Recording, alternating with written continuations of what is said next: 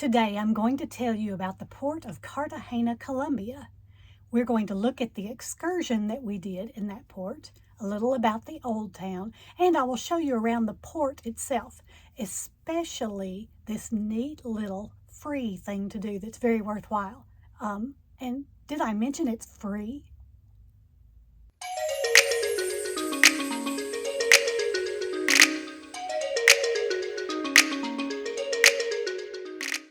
Today we are docked at the port in Cartagena, Colombia. You can see the view from the front of the ship on our stateroom TV. Let's look at the view from the balcony today.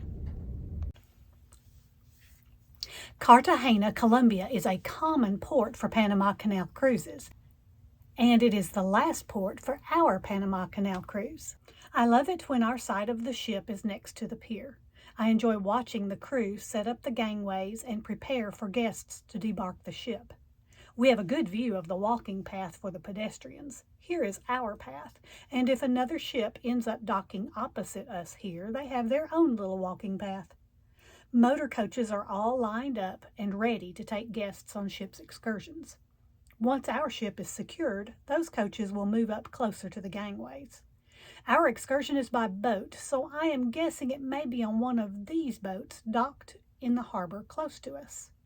This little building is the port terminal area with the free surprise I mentioned earlier, but I'll get to more of that later. Our excursion is one we booked through the cruise line, Aromas and Flavors of Cartagena. The directions tell us to meet on the pier. Our guide is Ara. It's like Laura without an L. And she gives us each little name tags that have her name on them. As expected, she leads us to one of those boats that were a short walk from our ship. First, we were instructed to find a seat on the main deck. Here we found a couple of information cards about coffee at each table. There was also a jar of coffee cherries, which of course we had to open for a close-up. A different guide explained all about Colombian coffee, and we were able to sample different roasts. He said, "Here in Colombia, you cannot say you prefer tea. If you like tea, that's okay, but keep that to yourself. Everyone has their issues." During this time, we could also get some good photos of our ship and of the city skyline. I took photos of the two different brands of coffee we sampled today. I'm sure I will butcher the pronunciations with my Tennessee Spanish accent. Sello Rojo and Sejonia. After enjoying our coffee samples, we were invited upstairs. Here, Ara and a chef demonstrated several of the local foods. We sampled some fresh fruit topped with lime and pepper, and we watched as the chef made ceviche with fish, onions, mango, lemon juice, extra lime juice, and salt with a little chili. This was placed into small edible bowls made from deep-fried green bananas and served with a smile. To wash it down, we were given a refreshing glass of coconut lemonade. Our boat docked near Old Town, and Ara took us on a walking tour. We walked through several of the narrow, crowded streets where there were no shortage of hawkers trying to sell things to tourists. We took a brief look inside an old Catholic church, and I always wonder what people think when they have gone to church to pray and there are tourists taking pictures in the background. We stopped to watch an artist demonstrate his technique for hand painting on tiles. If you watched my video about the tile painting class I did in Puerto Vallarta, these were similar tiles, but the technique was a little different from the one-finger method we used. Ara stopped in front of the Drake House to talk for a bit about Sir Francis Drake, who, if you remember from history, was known for circumnavigating the globe, profiting from the slave trade, and defeating the Spanish Armada. The Spanish Inquisition was also a big part of the history here in Colombia. This building was where many were accused and interrogated and even tortured for any number of offenses against the church, from heresy to adultery, witchcraft, and more. Our guide gave us an hour to look around if we wanted to stop at a restaurant or go shopping or talk with some of the street vendors. We chose to just kind of rest and people watch, and there were some interesting things to watch. There's a shady park in this area with a central statue of Simon Bolivar. Bolivar was the president of Colombia at one time and is credited for ending slavery here. Benches line the park and pigeons gather among the homeless and the tired tourists who share the benches as the street vendors attempt to sell everything, like ice cream, hats, dominoes, magnets, and even leg massages. There is no rest for the weary, as we continually said, "No, thank you." After the free time, we headed back toward our boat, first stopping in the courtyard of the Church of St. Peter Claver. I enjoyed seeing the various bronze sculptures in the area, like this one of the man pushing a cart or the two men playing chess. This sculpture is of St. Peter Claver. His mission focused around the African slaves. We walked along the old city walls, and I stopped for one last picture leaving the old town before we reboard our tour boat, where we cool off with some delicious chilled fresh fruit. As we sail back toward the cruise ship, we are treated to a couple more snacks, some fried zucchini sticks and empanadas. Once we docked, we could follow the walking path back to the ship. I was not quite ready to go back to the ship yet, so I sent my things with my husband and went off to explore this port area. I followed the walking stick man for about 5 minutes, and he took me to the entrance of the port oasis.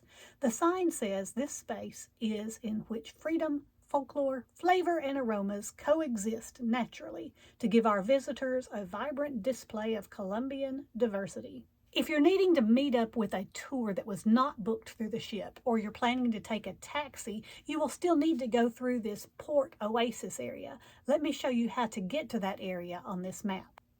You will walk through the entrance and keep walking straight under the canopy and around the perimeter till you get to the Transportation and Taxi Center. This is what it looks like. A good-sized area for meetups and seating, and the taxis and other tour buses will use this parking lot. If I back us up, you will see one of the aviary entrances, but we will see it again a little later in the video. But I'm not needing to catch a tour, so let me show you around this port oasis. These wide paths easily accommodate scooters, and as I round the corner, I'm immediately excited by the koi pond, the flock of flamingos, and the noise of the peacocks. The flamingos are enclosed, but the peacocks roam freely. The Juan Valdez coffee shop is just up ahead. Often cruise ports will offer free Wi-Fi, but this port does not. However, if you need Wi-Fi, they do have some low-cost Wi-Fi packages for sale here.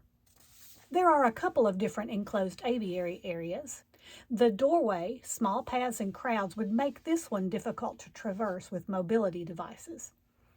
I watched as this pink guy just caught his dinner, and it was hard for me to imagine just how close some of these birds would let people get to them. That is not me. I value my fingers too much to offer them to some strange bird. I walk through this, what is called the Tropical Terrace. Public restrooms are available to the right, and people are enjoying some downtime, visiting, using the Wi-Fi, or chilling out with fresh coconut drinks or snacks and a coffee. And I see people looking up. And of course, when others are looking up and pointing, natural curiosity makes everyone else wonder what the excitement is. Monkeys! Continuing around the next bend is the perfect photo op area for Colombia. And across from there is this amazing tree. No telling how old this thing is. And there are some colorful parrots way up high. But those aren't the only parrots. They have an entire parrot emporium to see, and I was able to get some good still photos of some of these colorful birds. After this, I really wanted to get a good picture of those Columbia letters. It seems almost impossible to catch a photo without someone in it, but if you wait until later in the day, the crowds are smaller, and with a little patience, you can get that perfect shot. I didn't get a selfie, so I'll just create my own with the magic of some computer software. I went back through the canopy and stopped to watch this couple as the lady tried to protect her drink. Who can say no to this cute little guy?